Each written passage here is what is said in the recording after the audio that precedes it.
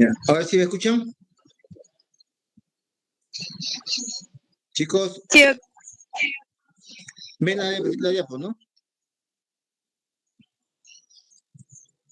¿Por qué no avanza esto?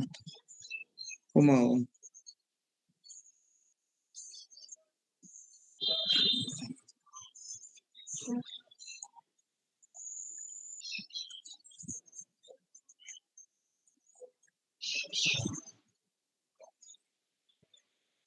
Mm,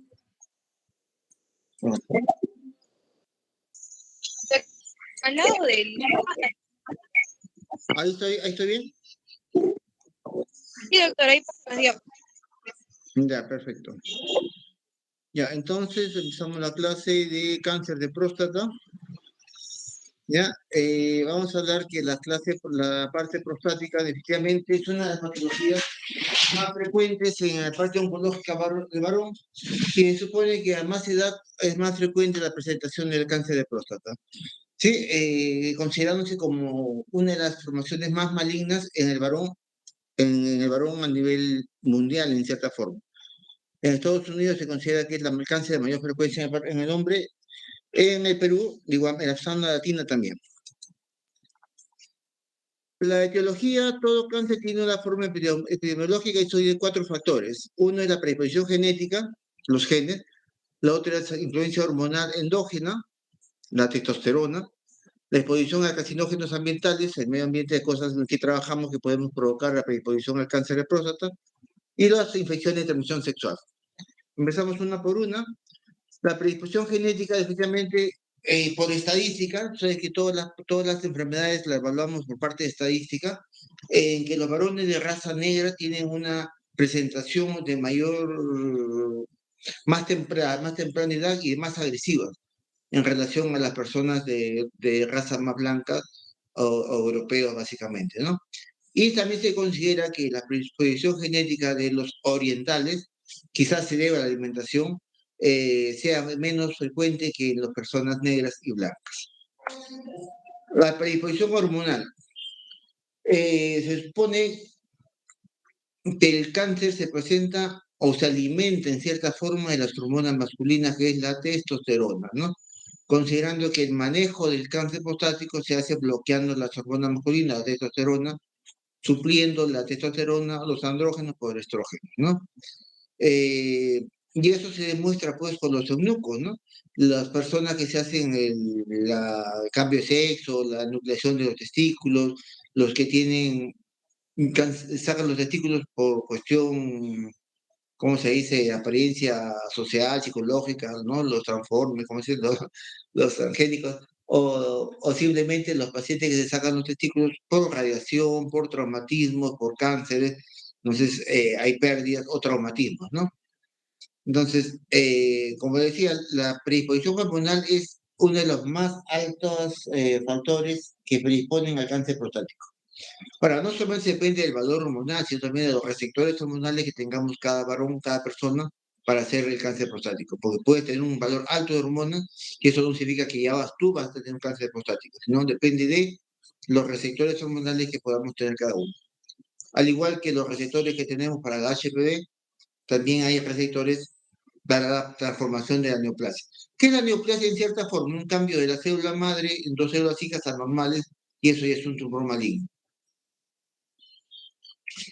Dentro de las predisposiciones ambientales tenemos básicamente los que trabajan con fertilizantes, con industria de la goma. Se considera el cigarro también como parte de la frecuencia estadística, aunque no se puede demostrar.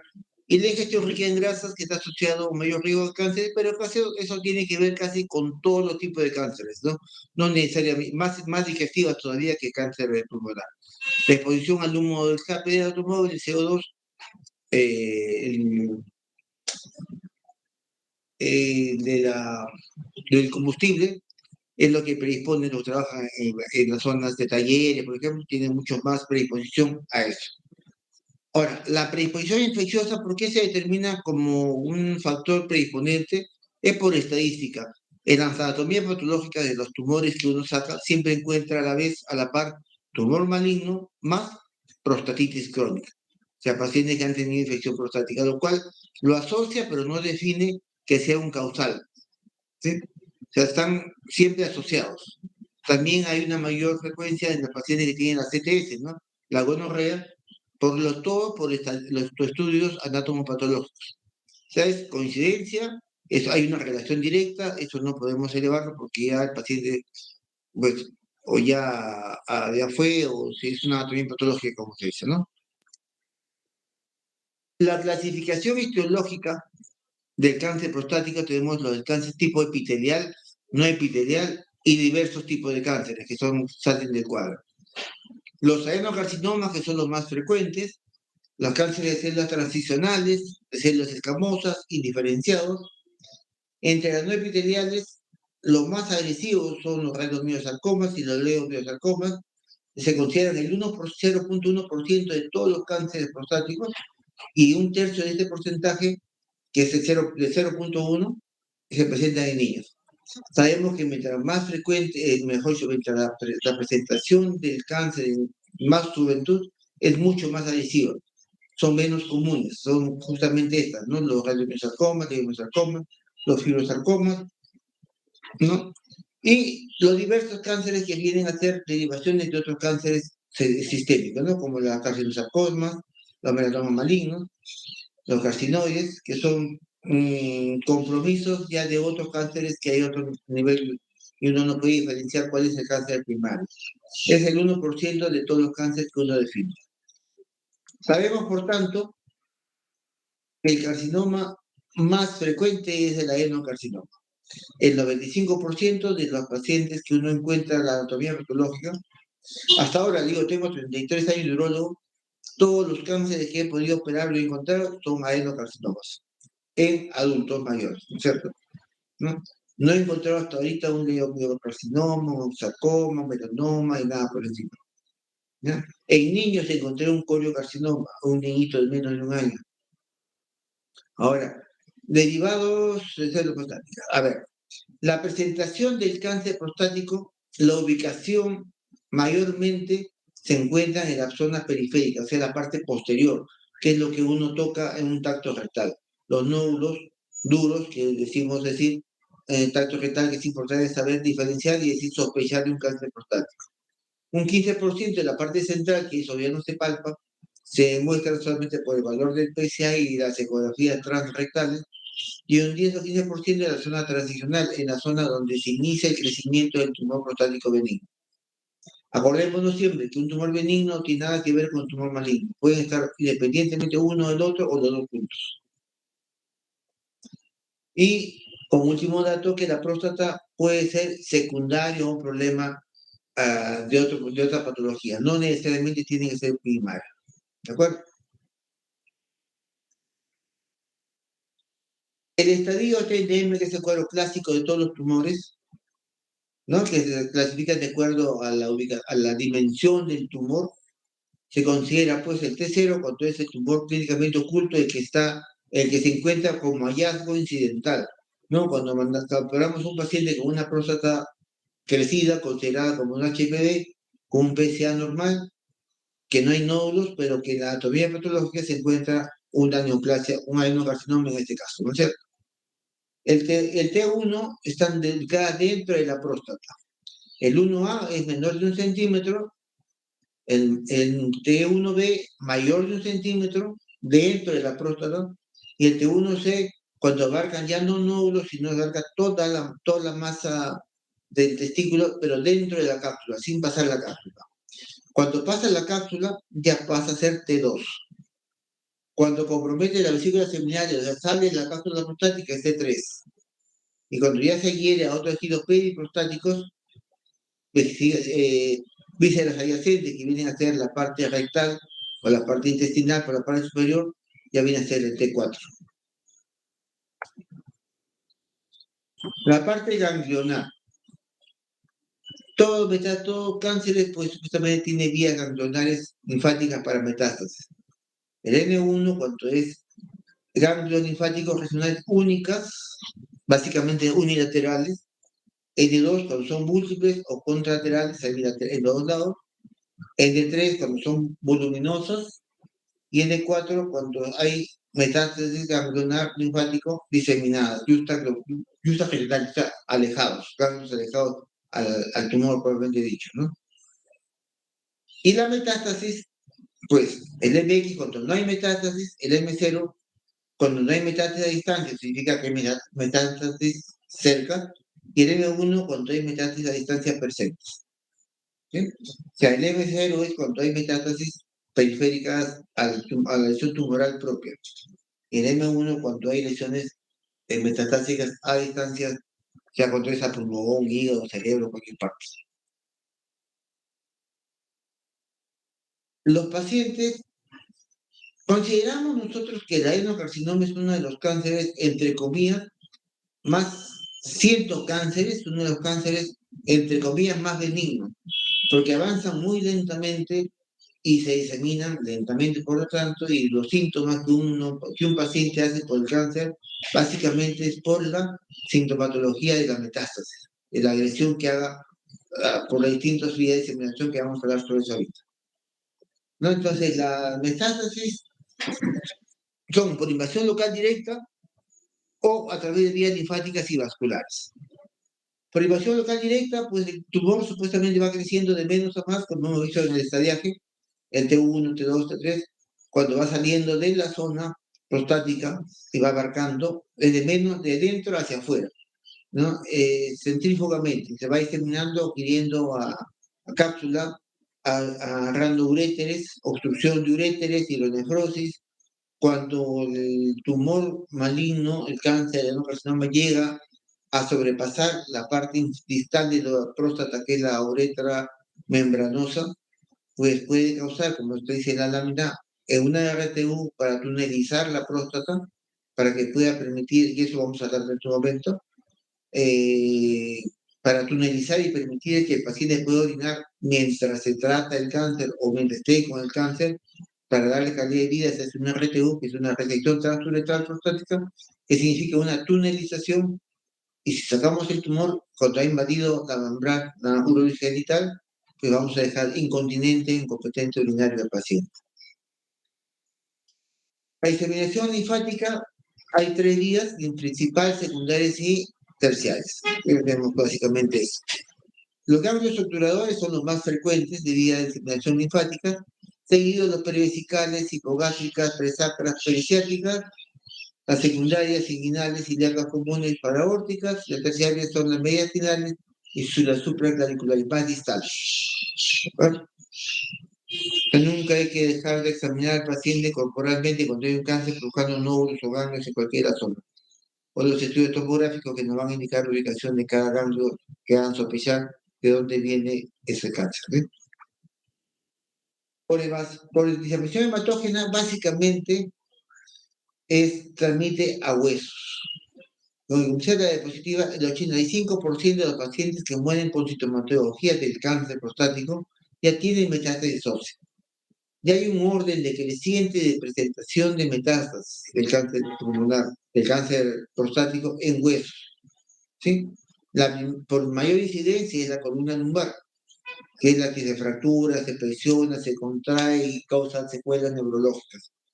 El fémur proximal, la fractura, columna torácica, de igual manera la compresión torácica, compresión del sistema nervioso. Costillas, problemas respiratorios, esternón, cráneo y húmero, de igual manera, ¿no? La sintomatología de una metástasis ósea básicamente pues el dolor y las fracturas patológicas óseas, ¿sí? A veces el paciente no tiene hemorragias urinarias, pero ya tiene metástasis ósea. Entonces, cuando hay ese tipo de dolor, porque hay compresión medulloespinal y el trastorno para la deambulación por el dolor propio de la metástasis, ya sea a nivel del hombro, movimiento, hay limitación, hay dolor, y ahí se encuentra pues ya con exámenes específicos, que ahí es una metástasis ósea de un tumor maligno. La metástasis visceral es básicamente más frecuente a pulmón e hígado, pero como dice literalmente, virtualmente o literalmente cualquier órgano puede ser comprometido, porque la sangre circula por todo el cuerpo y lleva las células como émbolos o neoplásicos a cualquier parte del cuerpo. Sí, pero lo más común, pulmón e hígado, está por la estadística, básicamente, ¿no? Algunos cánceres son tan potencialmente tan malignos o agresivos que a pesar de ser tan pequeños pueden tener una lesión metastásica a distancia, sin tener una evidencia propia de un cáncer prostático. Más hay otros cánceres tan agresivos que viene un tumor prostático benigno, o un cáncer que ocupa todo un óvulo completo y no hay ni una metástasis externa, ¿no? Y tiene una evolución más favorable porque haciendo una prostatectomía radical, pues se libera al paciente de la neoplasia. Por eso se hacen los estadiajes posteriores. Los síntomas insignios de un cáncer prostático, el cáncer prostático en sí no produce más sintomatología que lo que puede producir un HPV en la próstata. ¿Sí? La única es al examen físico, el tacto rectal que va a mostrar una nodulación, siempre y cuando sea periférico, o sea, en el lóbulo posterior, que es lo que palpamos en un tacto rectal.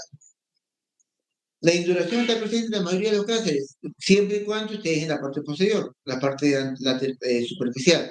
Si está interno, no lo podemos palpar. Entonces, para eso nos sirven los demás exámenes. La próstata normalmente mide 2.5, 3 centímetros de largo por ancho y espesor, o sea, como un limoncito pequeño, ¿sí? Y tiene la textura de la zona tenar de la mano o de la nariz. ¿Sí? Cualquier cambio y duración en relación a esto puede hacer sospechar la presencia del cáncer. Oye, ¿estoy grabando o no estoy grabando, chicos? Sí, doctor, está grabando. Ya, estaba preocupando. Estadísticamente, un porcentaje, el 25% de pacientes con retención urinaria podrían tener un NM de próstata, por lo cual hay que exacerbar la búsqueda de estos pacientes. O sea, no necesariamente una retención benigna, una retención urinaria, una próstata que no se palpe mucho, durezas, no es una próstata grande. El PSA puede elevarse por una próstata grande también, pero no determina que no hay un cáncer. Siempre hay que explicar al paciente la posibilidad de un hallazgo oncológico en una próstata tan grande como ustedes. La anatomía patológica es la que define la presencia del cáncer en una próstata. No define ni la ecografía, ni el tacto, ni la molestia que tiene el paciente, sino la anatomía patológica. Cuando la patología diga adenocarcinoma o leocarcinoma o cualquier tipo de los carcinomas, recién se considera el paciente oncológico. A veces el paciente llega con hematuria y la hematuria, pues a cualquier persona, causa una gran preocupación el orinar sangre. Y eso, pues, no necesariamente es así. La hematuria puede ser un cuadro muy sutil, muy grave, quiere decir, pero puede ser una patología muy simple, desde una contusión, desde una actividad sexual muy forzada o muy, no sé si con mucho éxtasis, mucha explosión, que puede haber ruptura de pequeños vasos y provocar una salida de orina con sangre. O sea, eso no, o un ¿se llama?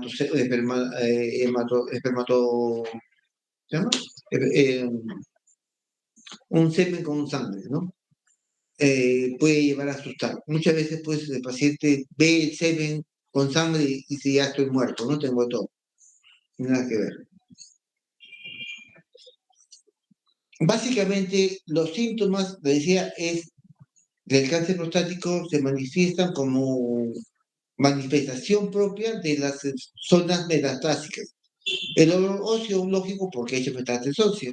La disminución del peso cuando hay un proceso consultivo del paciente por la neoplasia. La disnea cuando hay un proceso respiratorio, cuando hay una patología de la metástasis de la caja torácica que no permite un buen desplazamiento de la caja pulmonar, caja torácica que permite una buena ventilación. A ver, la disnea. Los síntomas neurológicos, cuando el problema cerebral o cualquier nivel de la columna, va a haber una sintomatología neurológica, la anemia como probado propio de todo consumo consultivo, y la enopatía, porque son los ganglios propiamente dicho, ¿no?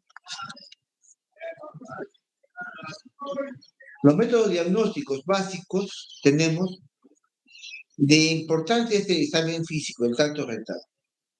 Es muy importante porque de ahí empieza toda la búsqueda del paciente. Muchos pacientes no desean hacerse tacto rectal. Prefieren hacerse la ecografía, el PSA, y cuando recién encuentran algo, recién hacerse el tacto rectal. Pero realmente cuando uno encuentra el tacto rectal, ustedes fíjense que con el pulpejo de la mano tienen mucha sensibilidad. Ustedes pueden palpar cualquier zona, cualquier superficie y palpar una mínima irregularidad. Una arenita, un tacto, una induración, un nódulo pequeño, lo cual no lo va a percibir la ecografía normal, ¿no? Entonces, si al paciente le encontramos a un examen físico una sospecha de un cáncer, el paciente mismo, por propio cuidado personal, va a exacerbar su diagnóstico y su estudio para poder llegar a un diagnóstico más pronto, ¿no?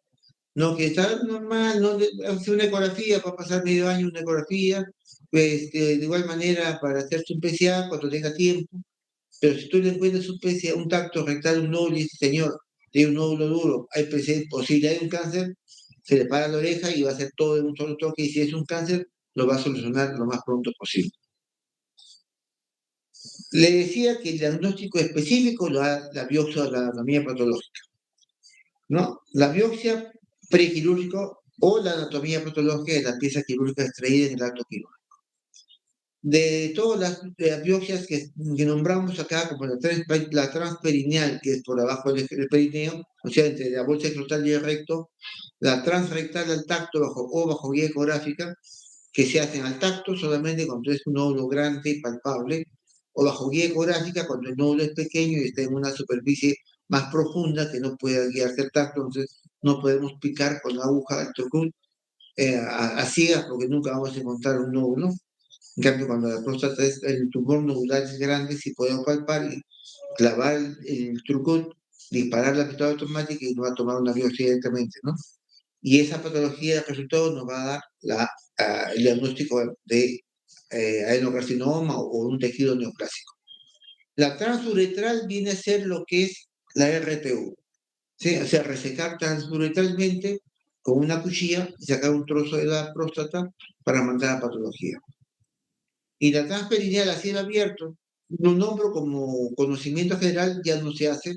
Es, imagínense poner al paciente en posición ginecológica y entre la bolsa escrotal y el ano, hacer una incisión en ese, disecar, llegar a la próstata y hacer un piquete ahí directamente a la próstata, ¿no? Bueno, efectivamente ya no se hace porque una de las complicaciones más frecuentes es ya la disfunción sexual total se pierde, ¿no? Se pierde la disfunción sexual casi totalmente. Entonces, el tacto rectal es importante, la biopsia es lo que nos da el diagnóstico y los exámenes subsecuentes que voy a hablar son para ver los grados de compromiso, secuelas del cáncer prostático. Ya veamos la placa de tórax para ver las metástasis óseas, como un 25% de los pacientes tienen metástasis pulmonar metastásica. La urografía excretora o uroten para poder ver la distorsión de los conductos ureterales. Para eso tienen que ustedes saber bien que el riñón tiene su pelvis ureteral y tienen las uretres de forma descitálica, uno derecha, otra invertida, que se va a perder cuando haya una anomalía prostática, ya sea por tracción o tumores metastásicos que difieran la forma del ureter, ¿sí?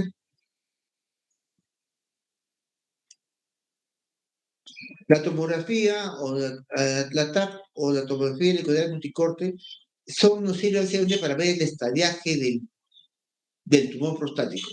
Si hay lesiones extracapsular prostáticas, si hay lesiones a nivel de hígado, pulmón u otra parte, los ganglios, para ver si hay cerca, lejano, para clasificar T1, T2, T3, o N1, N2, N3, o M01 o X o 0 o 1, ¿no? Y la ultrasonografía, que es los diagnósticos primarios. La suprapúbica es la que todos conocemos, lo que hacemos sobre el pubis con la vejiga llena, y eso básicamente nos va a dar como resultado el inicio real de un tamaño prostático, ¿no? Longitud, largo, ancho, cierta tensión, cierta densidad del tumor, cierta homogeneidad o heterogéneo, tejido heterogéneo prostático que nos pueda indicar que hay zonas congestivas, zonas más gruesas, inflamatorias.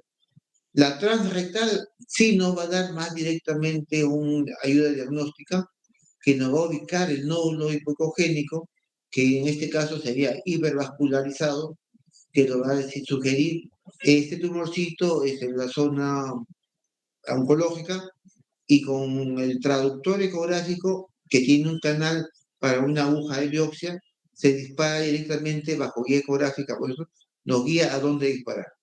Nosotros también agarramos y disparamos, pero el ecografista es quien dirige el tomógrafo. Y muchos pues no quieren hacerse el tacto rectal. Dicen, me hago una ecografía, entonces le mando la ecografía transrectal. La ecografía transrectal se usa con el traductor vaginal, que es como una botella, poca botella, ¿cierto? Yo no sé qué es mejor hacerse un tacto rectal o una ecografía transrectal, ¿no? Que es más cómodo para una persona. La gamografía ósea es la que nos va a dar la realidad de la metástasis ósea.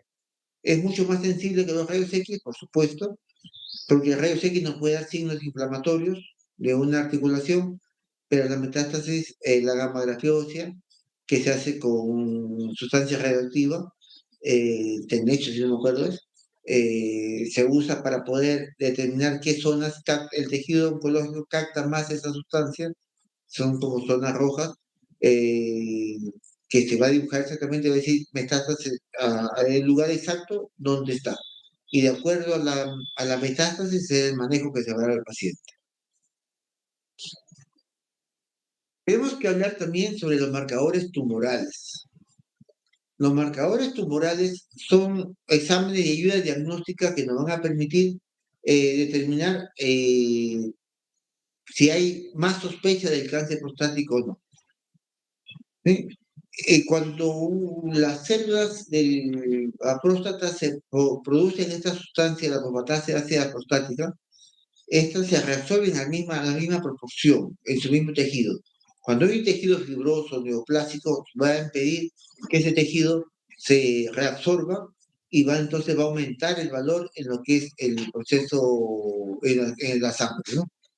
El valor normal de 0 a 3.5 nanogramos por mililitro, valores mayores nos hacen sospechar del cáncer prostático, y la sensibilidad de esta aromatasa prostática es inferior al PSA.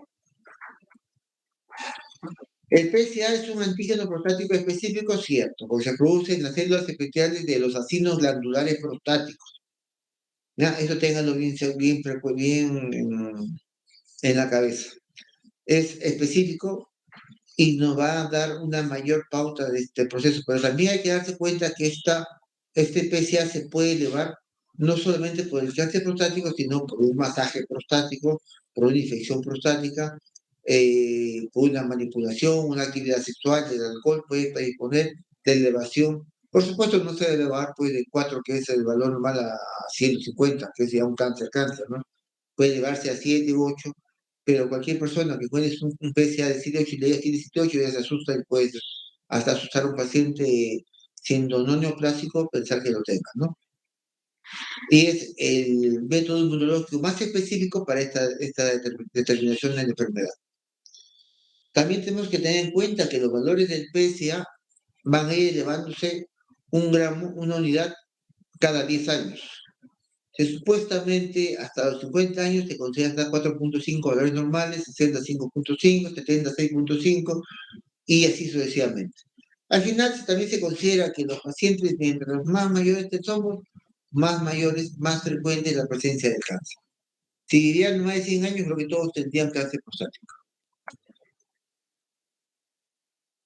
Cuando basamos con estos dos marcadores tumorales para determinar como ayuda diagnóstica, les estoy diciendo, ningún examen de ayuda, ni ecográfico, ni laboratorio, ni el mismo tacto rectal, nos va a dar el diagnóstico del cáncer prostático hasta que la anatomía patológica, sea por biopsia o sea por el estudio de la pieza quirúrgica, diga que es un adenocarcinoma.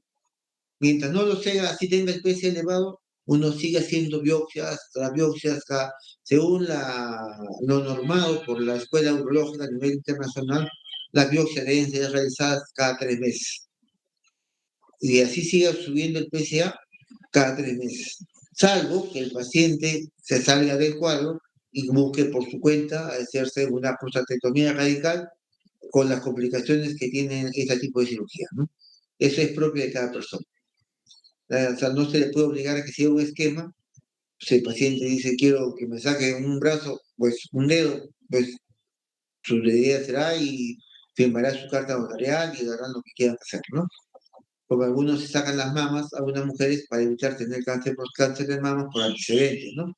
Creo que hay una actriz muy conocida así, que se ha hecho ese tipo de cirugía.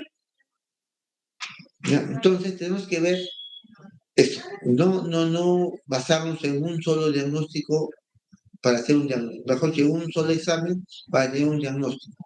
Ni el examen físico, ni el examen laboratorial, ni el examen ecográfico.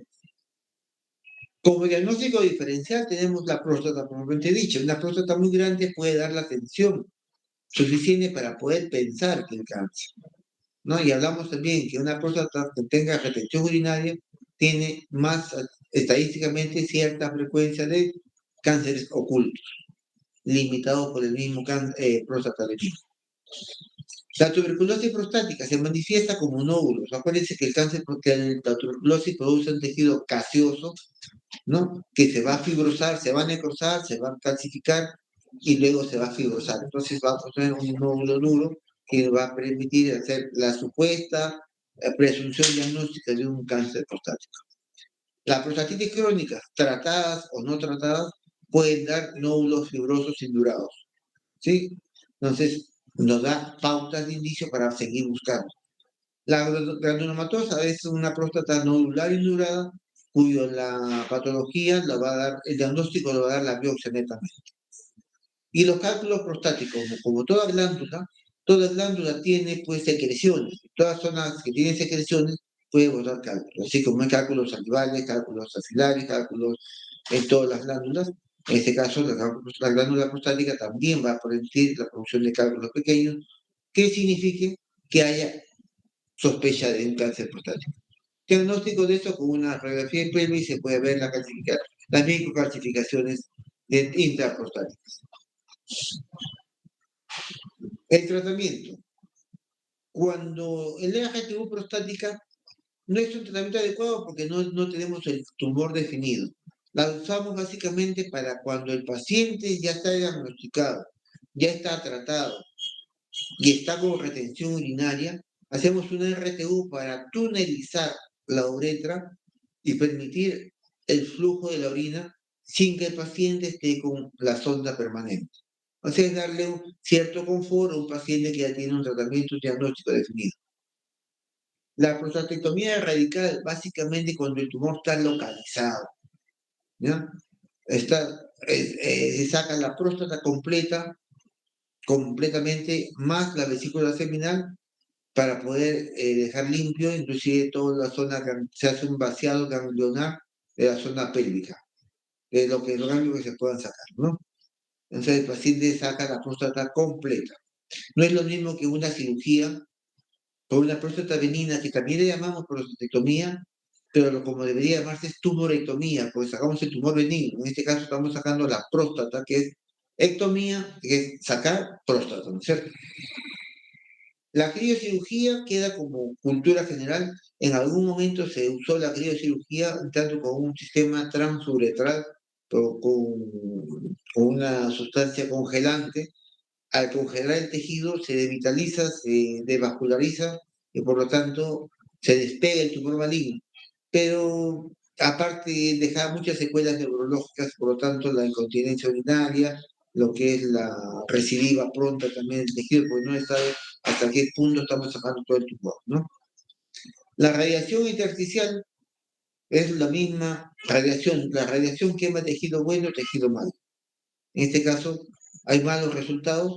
Las complicaciones, ¿cuál sería? La quema del tejido de la vejiga, por lo cual el paciente quedaría con una cistitis actínica, una cistitis que no es capaz de distenderse y va a provocar hemorragias porque la distensión y la compresión del detrusor va a provocar hematura y sangrado. Lo que más se está usando actualmente es la endocrinoterapia.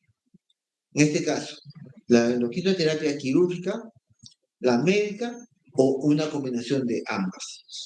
Y ambas consisten en la suspensión la supresión o quitar los andrógenos para suplirlo por los estrógenos. Entonces, en la cirugía, quirúrgicamente es la orquiectomía bilateral. Y en lo médico es la administración de estrógenos, ¿no? Para contrarrestar y dejar en cero los valores hormonales de la testosterona, básicamente. La principal forma de tratamiento es la orquiectomía, aunque ya estamos pasando a una etapa en que hay ciertas medicaciones tan potentes que bloquean la hormona masculina a un límite tan íntimo que a veces ya no es necesario la orquiectomía. Pero lo que sí indica que ese tratamiento también es carísimo. Son ampollas mensuales que cuestan algo de $3,000 mensuales, de por vida. Entonces, muy difícilmente un paciente que tenga pues este tipo de enfermedad se lo va a poner, ¿no? Entonces, entre esto y sacarse los testículos, que no le cuesta más que nada en relación, va a bajar la concentración de hormona testosterona, que es valor de 500, 700 nanogramos por 100 mililitros a menos de 50, lo cual indica que el tratamiento, el avance del cáncer prostático se limita.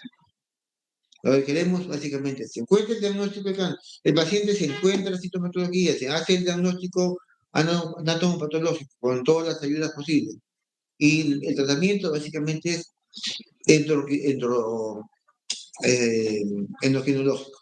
Quitar, bloquear hormonas masculinas con la supresión de la testosterona y poniendo estrógenos. Como estrógenos más usados tenemos el dietilestilbestrol, muy conocido, 2 miligramos por día, hacer inclusive la regresión de la metástasis clínica, pero también deja muchas secuelas al paciente, o sea, el cambio hormonal, o sea, un aumento de cadera, aumento de mamas, picazón de pezones, y algunos bochornos y esas cosas como una persona en ¿no? La ciproterona, que es un potente antiandrógeno que bloquea la función androgénica, a dosis de 200 a 300 miligramos por día. Las cápsulas vienen de 150 miligramos o 50 miligramos, hay que tomar pues mínimo sus 200 miligramos por día, o sea, 50 miligramos cada 6 horas. ¿No? Pero la dosis que se puede dar es hasta 300 miligramos por día, en 2 o 3 tomos, o sea, 100, 100, 100, 2 cápsulas mañana, tarde y noche. La milutamida, dosis de 4,4 microgramos por kilogramo de peso diario. La bicalutamida, de igual manera, 16 a 20 microgramos por kilogramo de peso. La flutamida, dosis 250 miligramos cada 8 horas por día.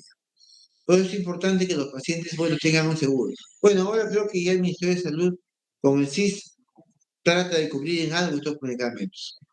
No, pero el problema del CIS es que hasta que saquen una cita, ya el paciente de un T1 se convirtió en un T0, en un 4, ¿no? Y ya nos puede ser tratado con un tratamiento bloqueador hormonal. ¿Alguna pregunta, chicos?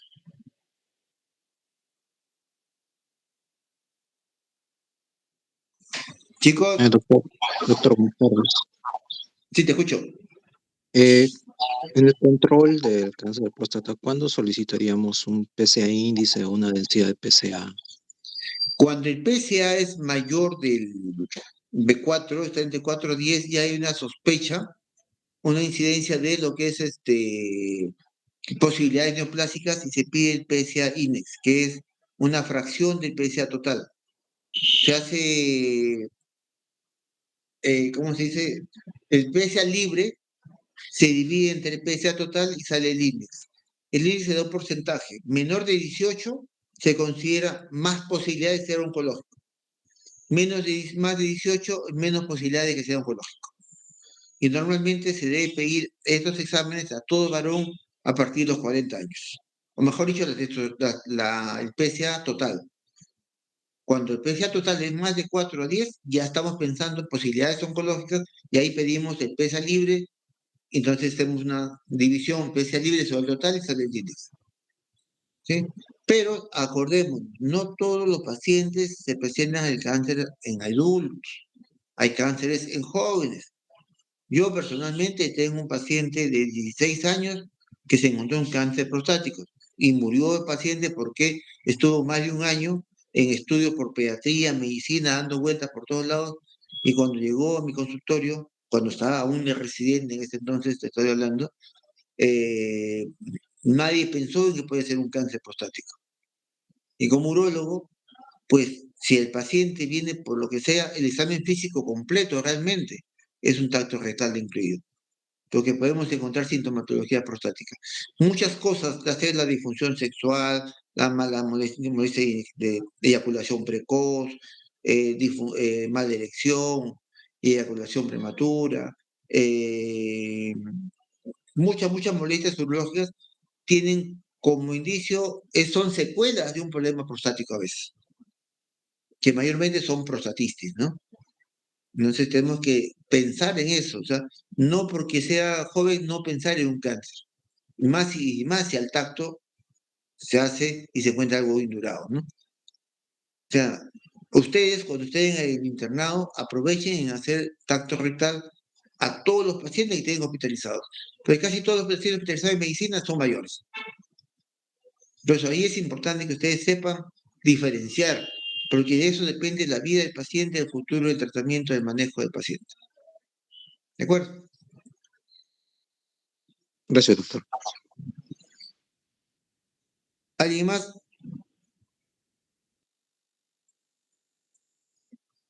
Chicos, viven, Creo que Taina. no, doctor.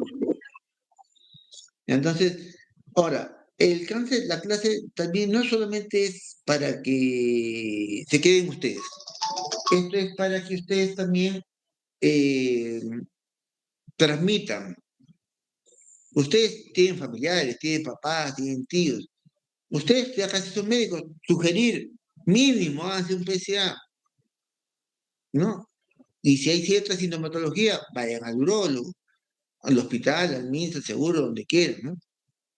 Entonces tienen que transmitir ustedes sus conocimientos como cultura preventiva.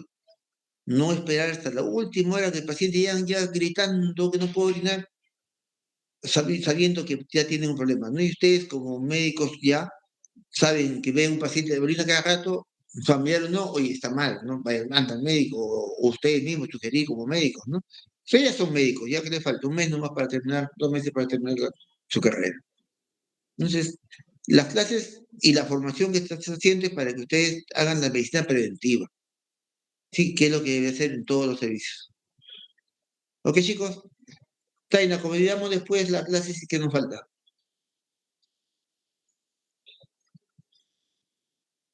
¡Ay, no!